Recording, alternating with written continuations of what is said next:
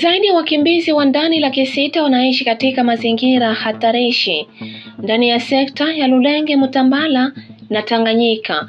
Alisema hayo mkuu kiongozi wa tarafa la Fizi, Sami Kalonji Badibanga, Jumatano Juni 11 mwaka 2025 mkoani Kivu Kusini.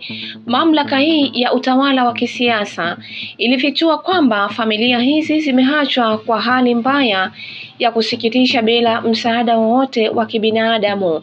Alisema kuwa idadi ya watu hao waliokimbia makazi yao imeongezeka katika uwanda wa juu na kati ya Fizi tangu kutekwa kwa kijiji cha Rugezi na wanamgambo wa Twigwa na Red Tabara wanaoshirikiana na AFC M23. Watoto, wanawake na wazee wanalala msituni.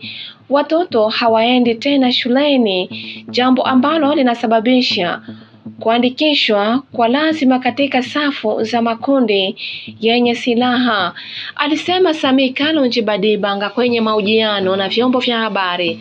Aidha, ameeleza kuwa wajawazito hujifungulia hata msituni. Tunaomba serikali kuhamasisha washirika ili watu hao waliohasirishwa waweze kupata msaada.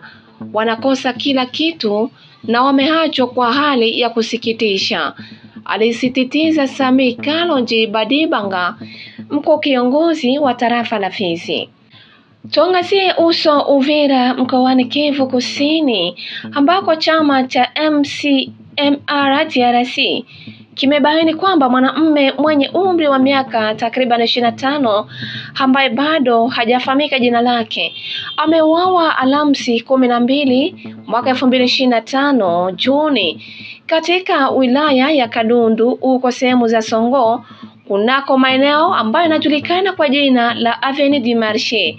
Kwa mujibu wa vyanzo vyetu vya habari ni kwamba mjadala ulifanyika kati ya mwasiriwa na marafiki zake, wote wanachama wa kundi la Wazalendo.